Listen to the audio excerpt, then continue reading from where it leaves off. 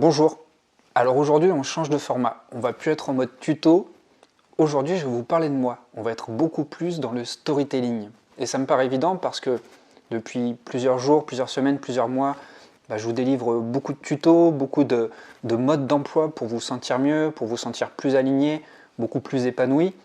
Mais il faut aussi que je vous démontre quelque part comment j'arrive à appliquer ça dans ma vie. Et puisqu'actuellement on parle de dépression, d'anxiété, de mal-être, eh bien j'ai simplement envie de vous montrer que je suis une personne comme une autre et que moi aussi j'ai traversé des tempêtes et j'aimerais vous montrer comment je m'en suis sorti. Je vais vous parler de moi à une période où ça n'allait pas du tout. J'étais en grosse dépression, je ressentais énormément d'anxiété et ça m'a occasionné énormément de déboires sur le plan psychologique mais également sur le plan de la santé. Alors déjà, j'aimerais commencer par la dynamique de vie que j'avais à une certaine période. Pendant 8 ans, j'étais en mouvement. J'ai vécu à l'étranger. J'ai fait mes études au Canada, je suis parti travailler en Irlande. Ensuite, j'ai passé mon concours de professeur des écoles en Martinique où je suis resté 5 ans. Et enfin, j'ai terminé mon périple au Maghreb, en Tunisie, où je suis resté 1 an. Donc à ce moment-là, tout allait bien parce que j'étais en mouvement, tout était exotique, tout était nouveau, j'étais toujours dans cette découverte permanente et puis ça correspondait à ma phase de vie, j'avais entre 20 et 30 ans, c'était vraiment génial, j'étais en train de manger le monde et je me nourrissais du monde et le monde me faisait du bien. J'étais vraiment toujours dans cette découverte totale et au fur et à mesure que je découvrais plein de choses nouvelles, je découvrais forcément des parties de moi. Et retenez bien cette chose, j'étais en permanence en mouvement. Car quand on est dans un pays ou une île, même si elle est française, on est dans une autre culture. Et le fait d'être dans une autre culture, tout est exotique. Même au Canada, je vous assure, tout est exotique, même si on partage la même langue. Et ça rompt la routine, et on est toujours obligé de sortir de sa zone de confort. Et c'est ça qui a pour bénéfice, en fait, de nous découvrir en permanence et de ne pas s'enfermer dans une prison mentale.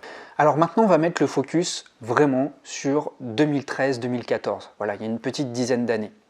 J'étais en pleine crise existentielle. Ça faisait déjà quelques années, ça faisait à peu près 5-6 ans que j'avais obtenu mon concours de professeur des écoles. J'avais un petit peu plus de 30 ans et petit à petit, je me rendais compte que ce métier ne me plaisait plus du tout. En fait, je ne me voyais plus continuer comme ça pendant des années. J'arrivais plus à me visualiser en ayant toute une carrière où j'allais exercer ce métier-là. Et ça a occasionné un gros conflit interne parce que je luttais contre moi en fait. C'était extrêmement dur de réaliser que je m'étais engagé dans quelque chose, dans une voie où j'avais dépensé une énergie colossale parce que avoir le concours, c'était vraiment pas facile. En Martinique, c'est un département qui est très convoité, le nombre de places est extrêmement restreint. Je crois qu'il y avait plus de 2000 participants pour 80 places. Donc la compétition était assez rude. Donc j'ai énormément bossé dans un pays paradisiaque où il y avait les plages et tout. Enfin, c'était vraiment compliqué. Et je me suis énormément investi. Et se dire quelques années plus tard, tout ça pour ça, quelque part on entre dans un conflit intérieur. On se dit, oui mais tu vas pas commencer à rechanger de voie alors que tu as dépensé autant d'efforts. Oui, mais le problème, c'est que je n'étais vraiment plus heureux du tout. Et quelque part, j'aurais dû m'écouter. Non pas que j'émette des regrets aujourd'hui, mais j'aurais dû m'en douter parce que finalement, intuitivement, au fond de moi, je l'ai compris très tôt. Quand j'ai passé le concours en 2008, j'avais 25 ans et demi, 26 ans. J'ai obtenu ce concours au prix de nombreux efforts, mais quand je l'ai obtenu, j'avais un petit pincement au cœur. Je savais qu'il y avait un truc qui n'allait pas. Et je ne voulais pas me l'avouer. Je ne voulais pas me l'avouer parce qu'en plus, c'était une voie qui était valorisée, mes parents étaient contents, mes grands-parents étaient contents. Steve avait enfin trouvé un métier, qui en plus un métier qui a quand même encore ses lettres de noblesse, même si les enseignants ne sont pas très bien payés, mais en tout cas, il y a quelque chose de beau dans le métier d'enseignant, non seulement parce qu'on transmet du savoir, mais en plus parce qu'on donne la chance aux élèves de faire grandir ce savoir, de pouvoir s'émanciper grâce à l'éducation. Moi, je trouvais ça vraiment génial. Sauf que les conditions de travail, vous les connaissez, c'était vraiment pas facile. Quand je suis revenu en France métropolitaine, c'est là où j'ai été vraiment confronté à un choc, c'est là où je me suis rendu compte que je baignais dans un environnement dans lequel, franchement, je m'y retrouvais pas du tout. Je m'y retrouvais pas du tout. C'était extrêmement compliqué, manque de matériel, des valeurs que je ne partageais pas. Vraiment, j'étais dans un monde ultra hiérarchisé où les profs, ils redoutent l'inspecteur comme un enfant peut redouter un instituteur pas content, mais je trouvais ça complètement absurde. Et peu de liberté aussi, et puis un monde extrêmement normé avec lequel je ne partageais pas vraiment des valeurs. Certes, je suis devenu professeur parce que j'ai bien travaillé, parce que j'avais soif de connaissances et que j'avais la culture nécessaire pour devenir prof, mais bon sang, j'étais pas scolaire. J'ai jamais été un super bon élève à l'école. J'étais ni nul ni très bon, j'étais juste dans la moyenne, mais ça n'a jamais été facile, ça n'a jamais été fluide pour moi. Et au bout d'un moment, quand je regardais les collègues autour de moi, je voyais que c'était, je critique pas, mais je voyais que c'était des gens qui étaient dans leur bain. Vous savez, c'est comme si c'était un élève qui n'avait jamais quitté son bain et qui était resté dans son bain scolaire toute sa vie. Ça ne demande aucune sortie de confort. Sauf que moi, quand j'étais élève, j'étais pas à l'aise. J'étais vraiment pas chez moi quand j'étais à l'école. Et du coup, je me suis demandé, mais pourquoi je me suis infligé une telle prison? Pourquoi je suis revenu pointé au bahut dans un endroit où je me retrouve pas? C'est ça qui est complètement dingue dans cette histoire, c'est d'essayer de coller à une personnalité. On se fait un idéal. Voilà, personnellement, je me faisais l'idéal d'un adulte responsable, un adulte qui réussit. Pour moi, tout ce qui est en lien avec les connaissances, avec la culture, avec la transmission, évidemment, ça fait du sens. Mais finalement, je pense que je n'ai pas vraiment choisi la bonne casquette. Et la casquette de prof, c'était la casquette qui n'était pas tout à fait adéquate. Alors, je ne crache pas dans la soupe, évidemment, j'ai pris du plaisir dans mon travail, évidemment, j'ai appris énormément de choses, évidemment, j'ai grandi sur le plan personnel et j'ai énormément évolué sur le plan humain. Les enfants, il n'y a rien de tel pour faire grandir et j'ai trouvé ça génial. Mais au bout d'un moment, avec les circonstances dans lesquelles je travaillais, je commençais à accumuler de la frustration. Et au bout d'un moment, cette frustration s'est cristallisée à un tel point que, je pensais juste à mon temps libre. Évidemment, je faisais le travail que j'avais à faire parce que je suis studieux et consciencieux malgré tout que je ne sois pas scolaire, mais ce qui importait pour moi, ma seule bouffée d'oxygène, c'était de ne penser qu'aux vacances. Et même si on a beaucoup de vacances quand on est prof, ces vacances sont utilisées pour préparer, organiser la classe d'ailleurs, mais c'est comme si toute ma priorité, tout mon oxygène allait se retrouver 2 semaines en hiver, 2 semaines au printemps, 2 mois en été, ça c'est vraiment cool, et puis 2 semaines en automne. Mais le reste du temps, tout le reste de l'année, je subissais et j'allais à l'école à reculons. Et puis en 2015, là, il y a vraiment eu la cerise sur le gâteau, je suis tombé sur une classe extrêmement difficile. J'avais une classe d'élèves en grande difficulté et scolaire et sociale, c'était extrêmement compliqué, j'avais plusieurs casquettes. J'étais enseignant, j'étais psychologue, j'étais maman, j'étais assistante sociale et ça a vraiment été très compliqué. Même si d'un autre côté, sur le plan humain, ces gamins m'ont fait encore une fois énormément grandir. Leur détresse m'a appris énormément de choses. Sauf que moi, au bout d'un moment, j'avais plus les ressources, j'avais plus les capacités. Franchement, j'étais complètement vidé. Mais à ce moment-là, je me suis dit, soit tu continues comme ça, et si tu continues comme ça, tu vas pas aller bien loin, ou soit tu t'arrêtes, et si tu t'arrêtes, là c'est le grand vide. En fait, j'ai pas pensé à un plan B, j'ai pas pensé à d'autres alternatives, puisque toute mon identité est personnelle et professionnelle, et vous le savez si vous êtes prof ou si vous connaissez des profs, en fait, tout tourne autour du travail. On a beau dire que les profs ont la vie facile avec tout ce temps libre, mais je vous assure, c'est autant de préparation à côté chez soi que de temps en présentiel en classe avec les élèves. Toute ma vie tournait autour de ce travail qui me puisait de l'énergie et dans lequel je me retrouvais de moins en moins. Et en fait, je n'avais plus du tout de perspective réjouissante qui s'offrait à moi. D'un seul coup, et c'est devenu très rapide, tout est devenu très terne, tout est devenu triste, morose.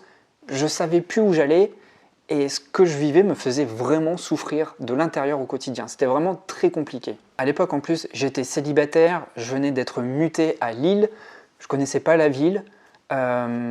Voilà, c'était, je me souviens, hein, là où j'ai eu cette prise de conscience, c'était à ce moment-là, c'était en hiver, il faisait pas beau, j'étais dans un petit studio mini que je payais super cher, et c'était que de la grisaille autour de chez moi. C'était vraiment, vraiment pas cool. Et c'est à partir de là vraiment que je suis tombé dans un gouffre sans fond. Et il y a eu plusieurs symptômes. Alors, les symptômes que j'ai pu avoir, c'était déjà une perte de plaisir. Une perte de plaisir où j'avais plus du tout goût à rien. J'avais plus envie de rien. Même pas de regarder un film, même pas de lire.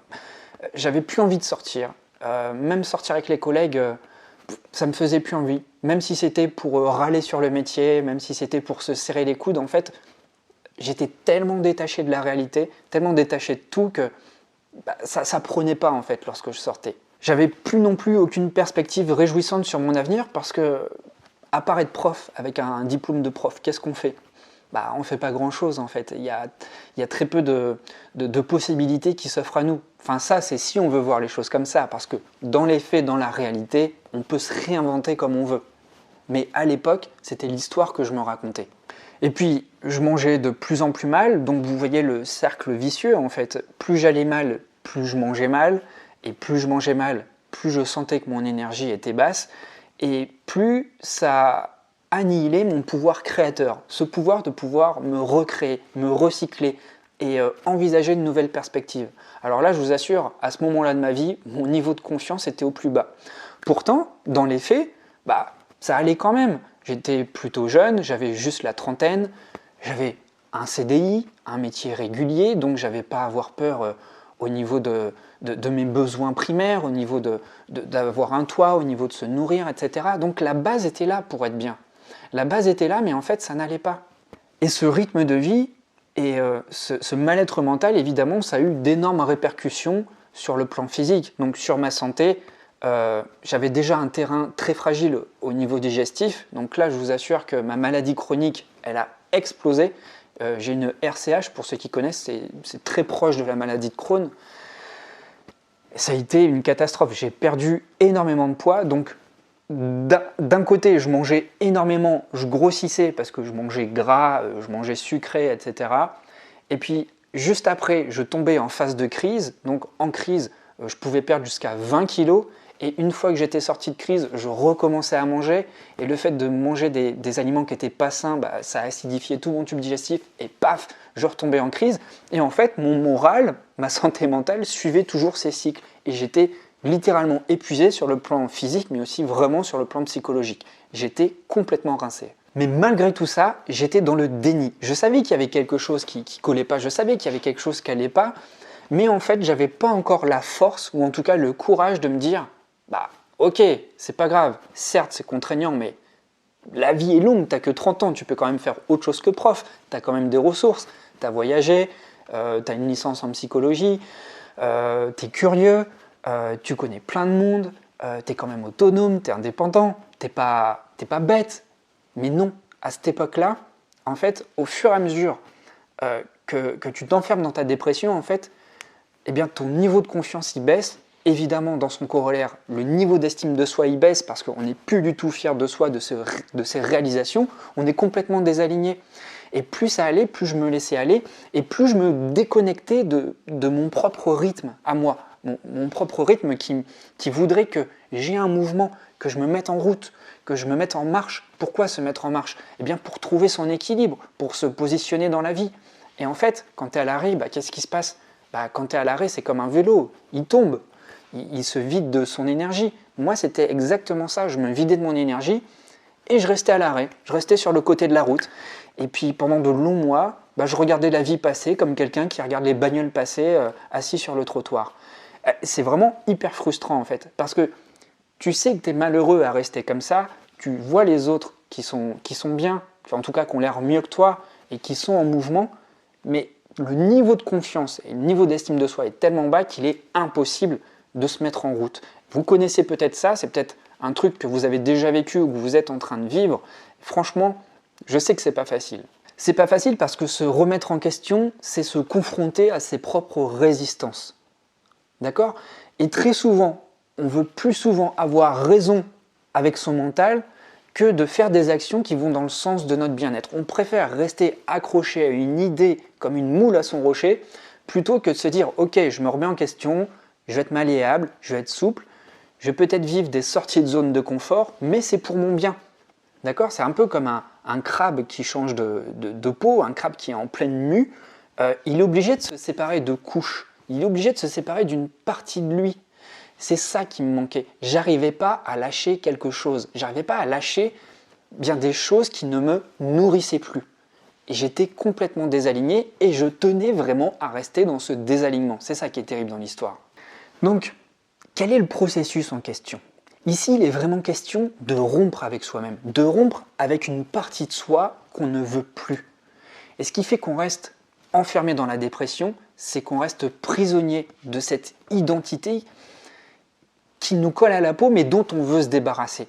C'est un peu comme les feuilles mortes qui restent accrochées aux branches de l'arbre, qui n'ont plus lieu de rester aux branches de l'arbre, parce qu'elles n'ont plus aucune utilité pour l'arbre.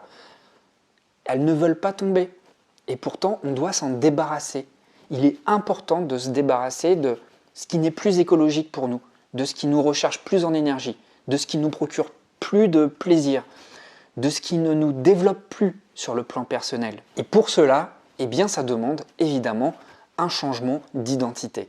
Et résister, c'est la pire chose à faire, parce qu'on se bride de son propre mouvement intérieur. C'est comme si on avançait dans notre propre véhicule, un véhicule qui nous amène sur le chemin de notre destinée, mais qu'on freinait avec les deux pieds sur la pédale du frein pour pas que ça avance. Parce qu'on refuse d'évoluer, on refuse de changer de peau. Et ce qui se passe, c'est que lorsqu'on est détaché de son propre mouvement, eh bien on est dissocié. On n'est plus du tout enraciné, on n'est plus ancré. On ne ressent plus l'importance d'être aligné avec son propre mouvement. Ce qui se passe, c'est que, comme l'image que je vous ai décrite, on devient spectateur. On devient spectateur de sa propre vie et on voit les choses défiler. On voit les mois passer. On voit les gens qui passent dans notre vie et qui s'effacent peu à peu et qui, au bout d'un moment, s'effacent complètement, qui disparaissent complètement parce que nous ne sommes plus présents à nous-mêmes. Nous ne sommes plus là.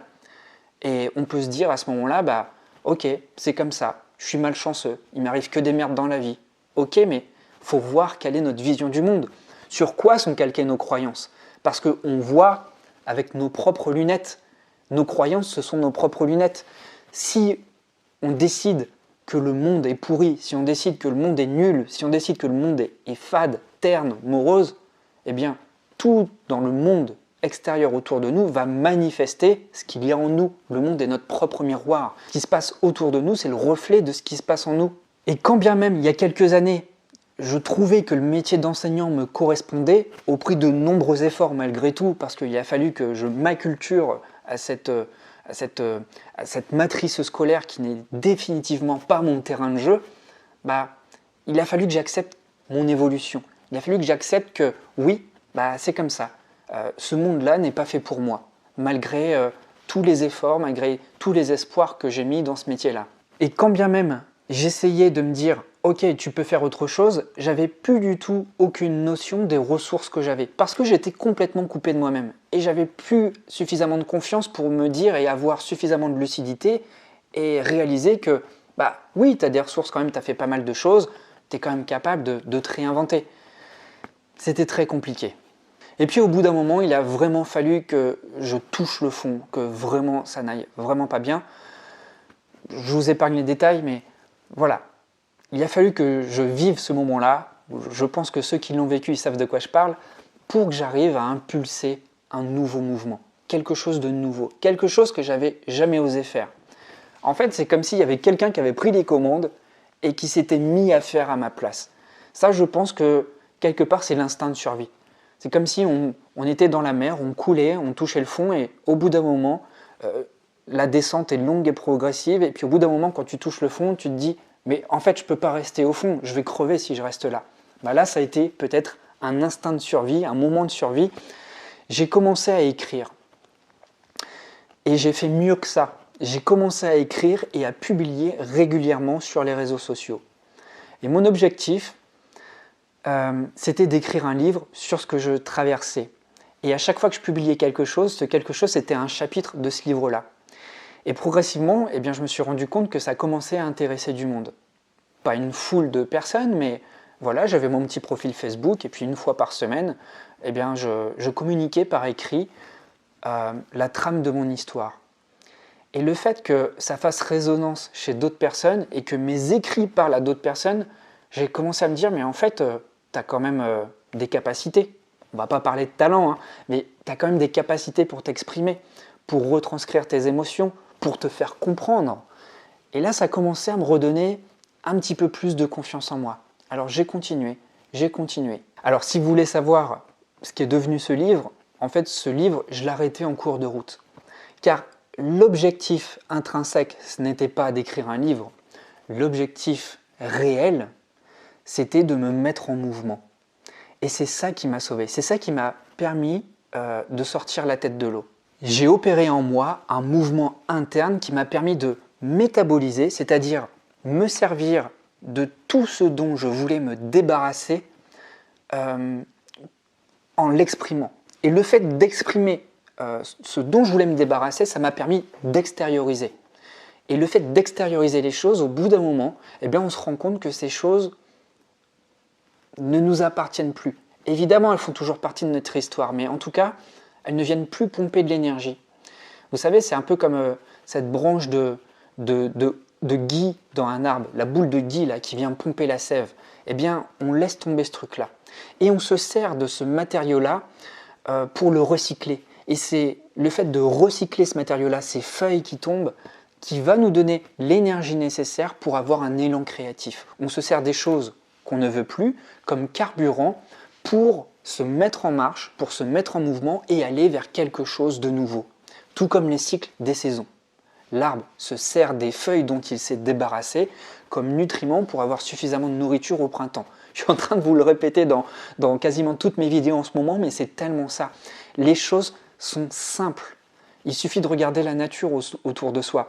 C'est pas compliqué. C'est nous qui compliquons les choses. C'est nous qui nous mettons des bâtons dans les roues.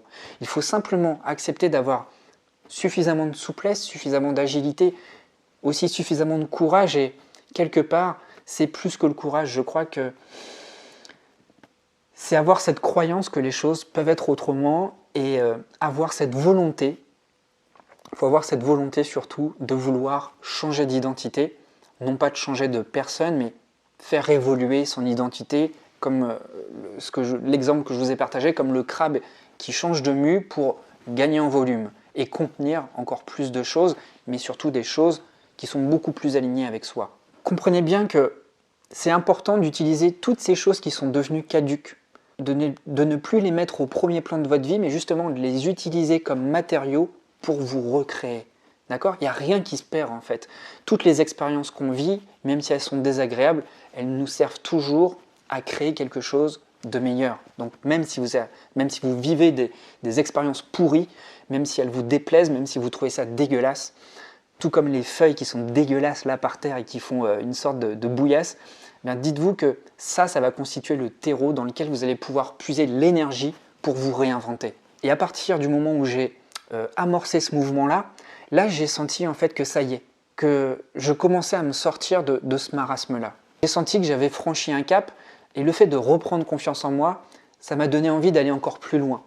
Alors comme j'étais vraiment très inconfortable avec l'idée de parler en public, c'est pour vous dire, hein, même dans les réunions éducatives avec des professeurs que j'avais comme collègues, que je côtoyais tous les jours, qui ne m'impressionnaient pas, plus que ça, mais le fait de se retrouver en réunion à 4 personnes, je bégayais à l'idée de prendre la parole en public. Donc là, je me suis dit, tu as quelque chose à faire parce que là, si tu ne résous pas ce problème-là maintenant, ça va te brider toute ta vie. Et ça a été hyper compliqué pour moi de prendre la parole en public.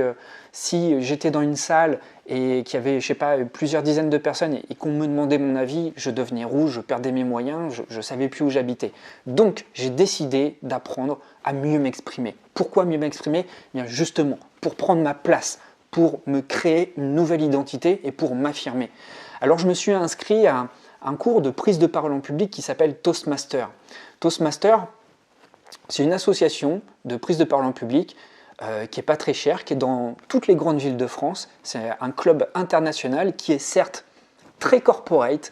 Ça, c'est le côté qui ne me convenait pas du tout, très procédurier avec des rituels et tout ça, où on applaudit tout le temps, il faut être très respectueux et tout. Mais justement, ce cadre qui était certes rigide, et j'aime pas trop la rigidité, ça a quand même permis d'éviter les débordements, d'éviter aux personnes de donner la place, de donner de l'espace à des jugements, à des critiques, etc. C'était vraiment une bienveillance extrêmement construite sous une apparente rigidité. Ces rituels-là, justement, qui nous aidaient à bien apprécier le discours de chaque personne. Eh bien, le fait de me lancer petit à petit, j'ai pas fait des gros efforts au début, mais le fait de me lancer et le fait de savoir que j'étais entouré de personnes bienveillantes, eh bien là, ça m'a vraiment permis de me remettre dans mon propre mouvement, de me reconnecter à moi-même, de me reconnecter à mes propres ressources et de comprendre que j'avais plein de choses à vivre parce que je me suis donné le droit de les exprimer. Et ça, encore une fois, ça m'a permis de me positionner, d'affronter ma plus grande peur qui était de parler en public et donc affronter cette peur-là, ça m'a permis de reprendre ma place. Et vous savez quoi, juste après? Eh bien, j'ai démissionné de ce métier que je ne voulais plus et j'ai commencé à organiser des conférences pour les autres. Donc, j'y allais petit à petit. Et à force d'organiser des événements pour les autres, eh bien, j'étais obligé d'introduire les conférenciers pour qui j'organisais des conférences. C'était moi qui lançais la billetterie et tout ça. Donc, j'étais obligé de présenter ce conférencier. Eh bien, j'ai énormément appris, j'ai énormément progressé à un tel point qu'au bout d'un moment, je me suis dit ben, tu ne vas pas rester comme ça sans faire de conférences. Donc, c'est à partir de ce moment-là que j'ai commencé à faire des conférences. Et voilà, je suis en train de remonter le fil et de vous montrer mon cheminement. Comment j'ai réussi à faire autant de vidéos sur YouTube? Comment j'ai réussi à reprendre confiance en moi? Comment j'ai réussi à retransférer des compétences que j'avais dans le monde éducatif, à savoir transmettre, éduquer, tirer vers le haut, avoir des capacités de leadership? Eh bien, c'est en affrontant toutes ces épreuves et en remontant la pente tranquillement, étape par étape. Mais ce qui m'a sorti de ce marasme, c'était de me remettre en mouvement. Me remettre en mouvement, ça m'a reconnecté à ce que j'aimais. Ça m'a permis de me reconnecter à plein de nouveaux champs, de nouveaux domaines qui m'intéressaient, mais pour lesquels j'avais pas du tout le temps, j'avais pas d'intérêt. Mon seul intérêt à l'époque, c'était mon travail, bien faire mon travail, et juste avoir suffisamment de temps pour dormir et manger, et ensuite aller en classe, travailler avec mes élèves. Maintenant, j'ai beaucoup plus de temps, maintenant j'ai beaucoup plus de souplesse, maintenant je fais quelque chose qui est adapté, parce que j'ai écouté mes rythmes, j'ai épousé mon propre mouvement et c'est tout ce que je vous demande de faire si vous vous sentez mal, si vous vous sentez déprimé, c'est de vous connecter à votre propre mouvement. Mais pas un mouvement où on gesticule dans tous les sens. D'abord, rentrer dans un mouvement interne. C'est l'énergie que nous demande cette saison, c'est de rentrer dans cette intériorité, de se reconnecter à cette intériorité. Et qu'est-ce que je fais de cette intériorité? Qu'est-ce que je peux faire pour extérioriser les endroits où j'ai réussi à mettre de la lumière sur moi? Eh bien, au fur et à mesure, vous allez voir, vous allez agrandir l'espace en vous et vous allez de moins en moins vous sentir prisonnier de votre mental. Se remettre en mouvement, se reconnecter à son état intérieur, ça permet aussi de ne plus être statique. Ça permet de s'ancrer dans son corps. Pour entrer en soi, il faut se ressentir au plus profond de soi. Et lorsqu'on se ressent, on est beaucoup moins dans sa tête. On se prend beaucoup moins de choux. On ouvre beaucoup plus de portes parce que tout est là, tout est en soi. Alors, je ne vous dis pas de faire comme moi, chacun a ses pratiques, chacun a ses moyens. D'autres, ça va être jouer de la musique, d'autres, ça va être faire de la peinture, d'autres, comme la personne que j'ai eue en coaching tout à l'heure, c'est constituer des parfums et donner des couleurs aux parfums. Bref, trouvez ce qui fait sens pour vous. Allez chercher dans votre enfance des choses qui vous ont procuré un plaisir immense. D'accord, ça peut être n'importe quoi. Ça peut être faire à manger, ça peut partir faire des randos, ça peut être des sports extrêmes, ça peut être de la plongée sous-marine, ça peut être aider des réfugiés, ça peut être plein de choses. Lorsque vous vous reconnectez à votre rythme intérieur, lorsque vous vous remettez en mouvement, vous vous reconnectez à vos qualités. Vous mettez la lumière sur ce qu'il y a de plus beau en vous. C'est le message que j'ai envie de vous partager. Reconnectez-vous à ce qu'il y a de plus beau en vous. Mettez de la lumière sur les choses. Vous allez progressivement croire en vous, reprendre confiance et à nouveau avoir de l'estime. Donc si vous souhaitez travailler ça avec moi, ce que je vous propose, c'est cette nouvelle formation, c'est l'antidote à la dépression. C'est une formation super complète sur un tableau noir interactif, je l'ai fait sur ma tablette, donc c'est très ludique, il y a de la couleur, j'ai essayé d'être le plus dynamique possible. Et ce que je vous propose, c'est de vous accompagner main dans la main pour vous reconnecter à vous-même et faire de belles choses avec votre essence. C'est ça qui vous est demandé, c'est de vous reconnecter à votre singularité, refaire suffisamment les stocks d'énergie, les stocks de confiance, réélever l'estime de soi, mieux se connaître pour ensuite agir avec beaucoup de confiance, pouvoir s'affirmer et être parfaitement aligné, c'est-à-dire épanouir votre essence, épanouir tout ce qu'il y a de beau en vous. Et bien voilà, j'espère que cette histoire vous aura parlé, j'espère que je n'ai pas été trop long, j'espère que je n'ai pas été trop expansif, mais en tout cas, moi ça m'a fait plaisir et vous voyez, c'est exactement ce que je suis en train de faire en fait. Je suis toujours en train de partager, j'ai ce besoin-là, c'est viscéral, même si par moments ça me prend beaucoup d'énergie mentale et physique de faire des vidéos YouTube, parce qu'il y a toute la partie derrière qu'on ne voit pas, tout le montage, etc., toute l'organisation, mais ça me fait du bien et je trouve mon équilibre dans ce mouvement-là. Je souhaite vraiment que vous trouviez votre équilibre et que vous vous connectiez à votre propre mouvement intérieur. Je vous dis à très vite et pour les plus motivés, on se retrouve de l'autre côté dans la formation. Prenez bien soin de vous.